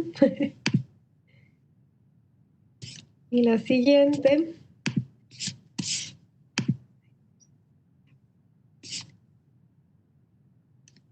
Es otro argumento que siempre escuchamos, ¿no? Cuando se habla sobre la participación de los jóvenes, y es pues que la implicación de los jóvenes es complicada y consume mucho tiempo y es un lujo que no podemos permitirnos, bien sea por dinero, por tiempo exactamente, porque no tienen formación técnica, como se hablaba antes. Y bueno, y también les invito a que pongan sus comentarios o sus preguntas en el chat.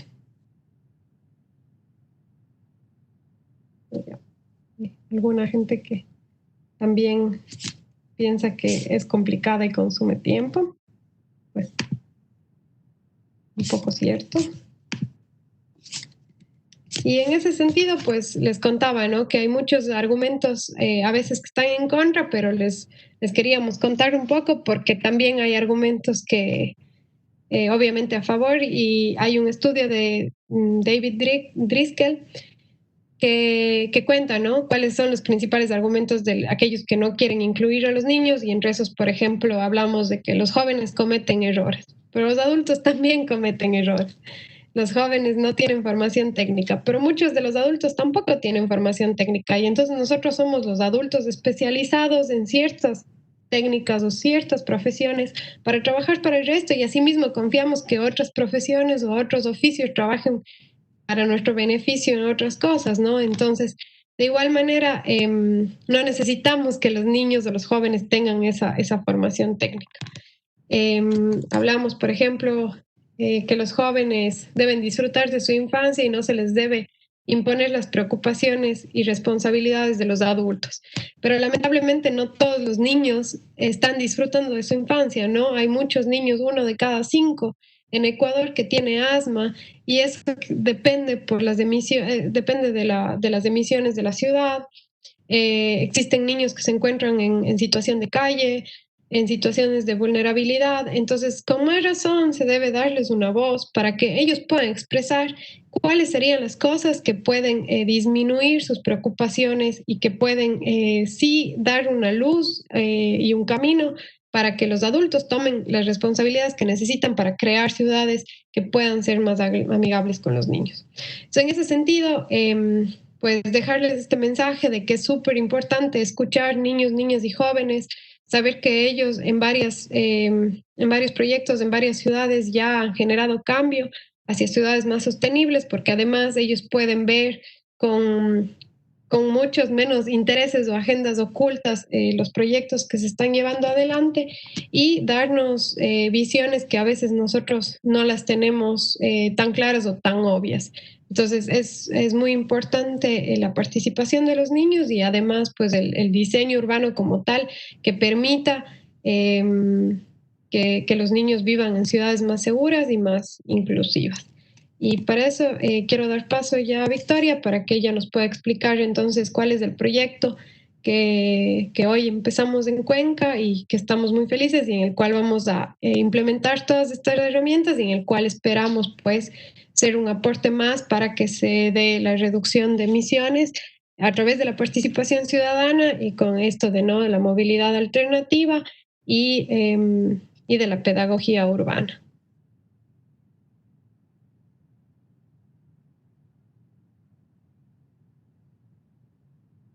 En esta plataforma, porque en realidad está justamente enmarcado en esta temática. ¿Cómo surgió este proyecto?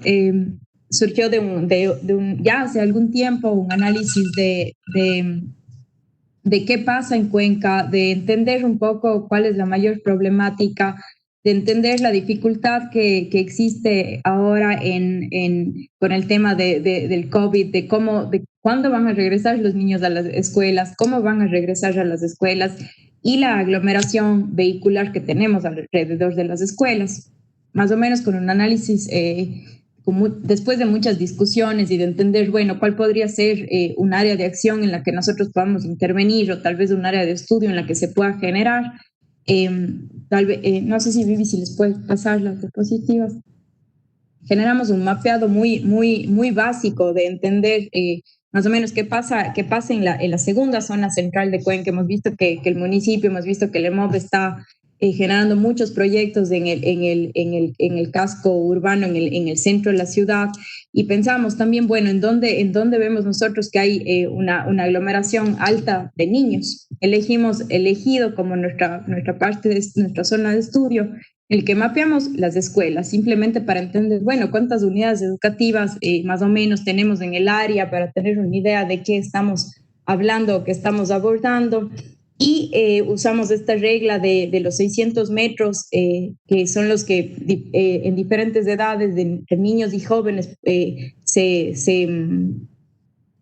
promueve que tengan una movilidad activa dentro de esos radios. Fue una sorpresa para nosotros muy grata y también interesante al mapear esos 600 metros, encontrarnos con que casi todas las escuelas estaban conectadas.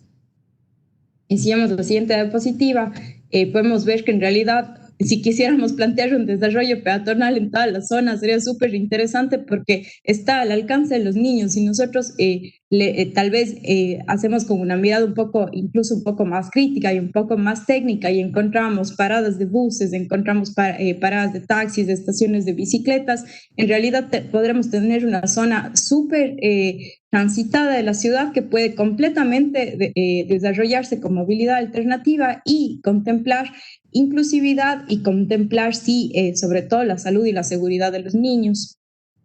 Esto nos llevó a ya establecer un poco más la idea de qué queremos generar, y también a poder pensar como, bueno, en este radio 600 metros, nosotros queremos generar esta red de movilidad alternativa, pero tenemos que empezar por alguna parte. Necesitamos un piloto, necesitamos un punto cero. Gracias al apoyo del Colegio Nuestra Familia, el día de hoy empezamos ya con ellos el piloto, en donde sí, al enmarcar esta zona de 600 metros, no sé si tal vez Vivi puedes mostrar cuál es el que está en Nuestra Familia.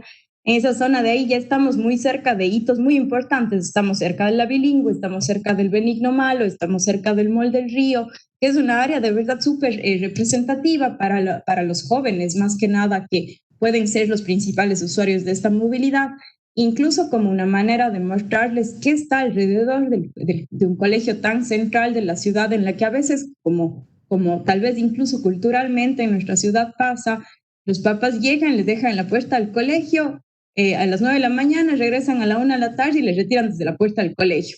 Tal vez un niño que camina una cuadra más allá, afuera del colegio, se pierde, no sabe dónde está, no sabe en qué parte de la ciudad se encuentra. Entonces sí es de mucho interés para nosotros como que vincular todos estos temas de desarrollo de ciudades, y también de orientación, también de conocimiento a la educación.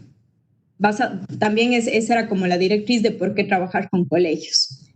Y entonces, como bien nos explicaba, un componente que es la movilidad alternativa, dentro de nuestro proyecto se plasma en la generación de estaciones de embarque y desembarque descentralizadas de las puertas de los colegios, para generar un poco más de espacio, prácticamente generar que no necesariamente, incluso enmarcados ahora en un virus en el que necesitamos más distancia física, podamos generar esta descentralización de vehículos, de descongestionamiento, y también de espacio, en donde la gente tenga, o los niños tengan mayor espacio para caminar, desde cuando los padres o los buses o las busetas les dejan para la escuela hasta la puerta de la escuela.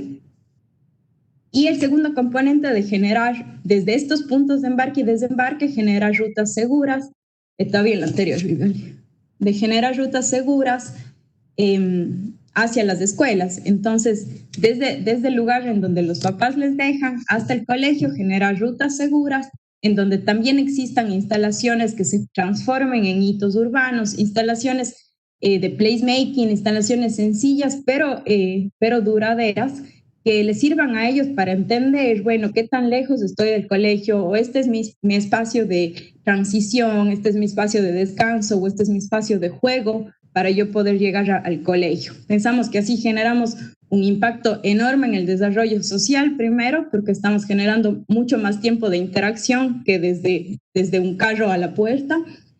También un impacto físico, por supuesto, porque al menos condicionamos una actividad física en el día para los niños y jóvenes, y también un desarrollo cognitivo al ellos entender un poco más y despertar un poco más a lo que está pasando en la ciudad. Y el segundo componente, como les hablábamos, que es la pedagogía urbana. Para nosotros es súper relevante pensar en qué va a pasar en la ciudad del futuro, en pensar que tenemos que formar ciudadanos que tienen que estar informados y que van a poder ya participar de una manera más informada en el desarrollo de ciudades. Específicamente en este proyecto lo que planteamos fue, bueno, parte de la pedagogía es descentralizar este conocimiento de ciudades de nuestra parte con los estudiantes, y la mejor forma de hacerlo para asegurarnos una participación activa fue pues enmarcarlo en el programa de participación educativa que tienen los jóvenes de entre 15 y 16 años de manera, por decirlo, obligatoria por parte del Ministerio de Educación, en el que ellos tienen que definir un proyecto de vida, un proyecto de servicio a la comunidad y cerrar con una evaluación. Lo que nosotros propusimos fue como las mismas etapas de nuestro proyecto, alinear este proyecto de vida y poder generar como un pensum académico, por así decirlo, que esté completamente relacionado a temas de planificación urbana, a temas de diseño, a temas de medio ambiente, por supuesto, para poder generar la concientización de las emisiones y demás, a temas de comunicación y administración también, que es súper relevante al generar proyectos urbanos. Estamos muy contentos de contarles que hoy día empezamos ya a trabajar con los tutores del colegio, nuestra familia, y esperamos tener nuestra primera introducción con los estudiantes esta semana. Y sí, contarles que el proyecto cuenta con varias etapas, una etapa sí de orientación, de levantamiento de datos, de recolección de información y entender a profundidad cuál es el problema, una etapa de plantear, bueno, analizar cuáles van a ser esas rutas seguras, dónde es la mejor, cuál es el mejor lugar en donde vamos a implantar estos puntos de embarque y desembarque. Nosotros también queremos hacer este link a la comunidad un poco más grande, en donde podamos involucrar a todos los colectivos urbanos, diseñadores. Vamos a generar una convocatoria abierta de proyectos en donde profesionales puedan, y por supuesto a un nivel multidisciplinario, puedan generar estos puntos de encuentro para poder implementar, y que ellos también sean líderes activos de este proceso, y que puedan finalizar y co-crear sus proyectos con los estudiantes, que es también una etapa muy importante del proyecto de vida, como lo hemos enmarcado en relación al ministerio. Por supuesto, una etapa de construcción e implementación, que sería ya la parte más interesante, donde se empiece a usar todos estos puntos, y una etapa, por supuesto, de evaluación, en donde entendamos qué pasó y qué va a pasar. Siempre alineándonos a las publicaciones pertinentes y a poder hacer llegar a mientras más gente posible el mensaje que queremos, más importante, y con miras a la replicabilidad, entendiendo, y como les mostrábamos, que el contexto elegido pareciera el escenario ideal para implementar todo este tipo de movilidad. Y bueno, y más que nada dejarles con el mensaje de que en realidad al invertir en el desarrollo de ciudades amigables para los niños, estamos construyendo un camino hacia una sociedad resiliente al futuro, que es prácticamente el motor que nos hace a nosotros invertir en la educación de los niños desde una perspectiva urbana, esperando que en el futuro podamos tener ciudades mucho más resilientes y mejor planificadas. Muchas gracias, y no sé si tienen alguna pregunta. Muchísimas gracias. En caso de que exista alguna inquietud o alguna pregunta, este es el momento. O en su defecto, la presentación de la estimada Victoria y Viviana estaremos remitiendo a los diferentes correos que se usaron para poder ingresar e inscribirse en el seminario virtual. No nos queda nada más que agradecer nuevamente, estimada Victoria, Viviana, por su grata participación y el espacio comunicacional generado para compartir temáticas que requieren un constante estudio e investigación, como los análisis de espacios peatonales urbanos y las herramientas de co-creación para ciudades inclusivas, basadas en una planificación activa de toda la ciudadanía. Muchísimas gracias a ustedes, un fuerte abrazo y nos vemos en una próxima oportunidad. Muchas gracias, Paul, un abrazo. Muchas gracias a todos. Hasta pronto.